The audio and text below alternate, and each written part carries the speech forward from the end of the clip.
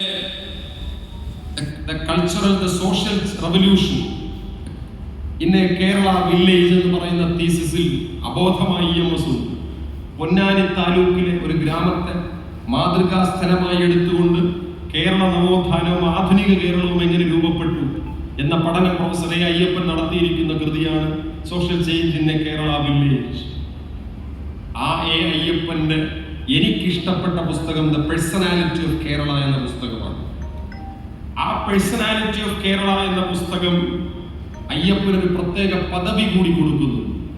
നിങ്ങൾക്ക് കേരളത്തിലെ തനതായ ഒരു ആന്ത്രോപോളജിസ്റ്റിന്റെ പേര് പറയാമോ എന്ന് എന്നോട് ചോദിച്ചാൽ ഞാൻ പറയും അത് പ്രൊഫസർ അയ്യപ്പൻ. ആന്ത്രോപോളജിസ്റ്റിന് എന്താ ഇത്ര പ്രാധാന്യം?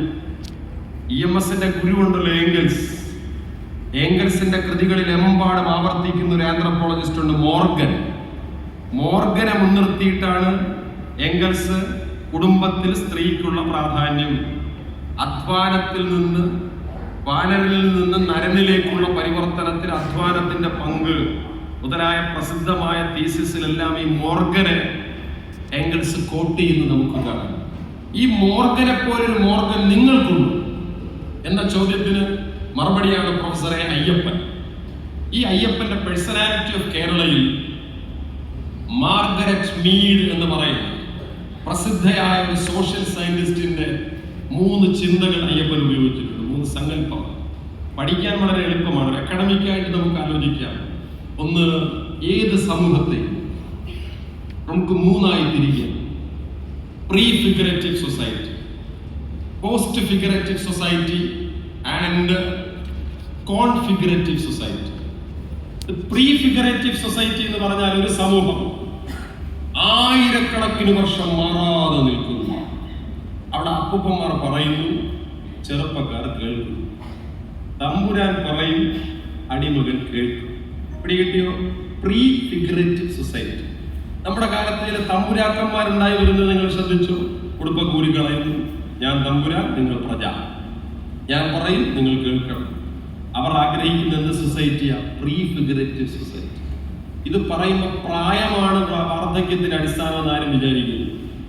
ഞാൻ എൻ്റെ ജീവിതത്തിൽ കണ്ടിട്ടുള്ള ഏറ്റവും യുവാവായ മനുഷ്യന്റെ പ്രായം 92 വയസ്സാണ്. ഒരാൾ VS അച്യുതാനന്ദനാണ്, പക്ഷെ അതിക്കും മേലെ ഒരു യുവാവിനെ ഞാൻ കണ്ടിട്ടുണ്ട്. പുള്ളിയുടെ പേരാണ് പൊൻകുന്നം വർക്കി. കണ്ട് ഞാൻ ഞെട്ടിയിട്ടുണ്ട്, കണ്ണു തള്ളി. കോട്ടയത്തെ MG സെമിനാരി സ്കൂളിന്റെ മൈതാനത്തിൽ കേരള സ്കൂൾ യുവജനോത്സവത്തിൽ സാംസ്കാരിക സമ്മേളനത്തിൽ സംസാരിക്കാൻ ഈ പൊൻകുന്നം വർക്കി വന്നു നിന്നു. എനിക്കറിഞ്ഞൂടെ ഇദ്ദേഹം മോഡൽ എന്ന കഥ എഴുതി CPI വരട്ടിയ ആളാണ്. അപ്പൊ ഈ പോഡിയം എന്ന സാധനം വർക്കി ഉപയോഗിക്കും. അത് ദൂരെ കളഞ്ഞിട്ട് മൈക്കെടുത്ത് അപ്പുറത്തോട്ട് വെച്ച് സംസാരിക്കും. പിറകിൽ DC കിഴക്കേമുറി, ചെമ്മനം ചാക്കോ, സാഹിത്യ പ്രതിഭകൾ, കുഞ്ഞുണ്ണി മാഷ് അടക്കമുള്ളവർ, സകലമായ വ്യക്തിത്വങ്ങൾ വർക്കി മുന്നിൽ സംസാരിച്ചുകൊണ്ടിരിക്കുക. വർക്കിയുടെ മുണ്ടഴിഞ്ഞു. ഞാൻ അയ്യോ ഇപ്പൊ എല്ലാം അഴിഞ്ഞ് താഴെ വീഴും. പക്ഷെ നല്ല പശയിട്ട് മുക്കി തേച്ച മുണ്ടായതുകൊണ്ട് പെട്ടെന്ന് വീഴുന്നില്ല. കർട്ടൻ പെട്ടെന്ന് താഴോട്ട് വീഴുന്നില്ല. അവിടെ ഇങ്ങനെ പതിയെ. സാധാരണ ഏത് ബലിഷ്ഠനായ ആളായാലും മുണ്ടഴിഞ്ഞാൽ നടുകുനിയില്ലേ, പിടിക്കുമല്ലോ. വർക്കിക്കൊരു കൂസല്. വർക്കി വർത്താനം തുടരുന്നു, സഹായി വിളിക്കുന്നു, ജോജി മോനെ വാടാ. മോൻ വരുന്നു, കെട്ടിക്കൊടുക്കും. എന്താണ് ഈ മനുഷ്യന്റെ നട്ടല് വളയാത്തത്?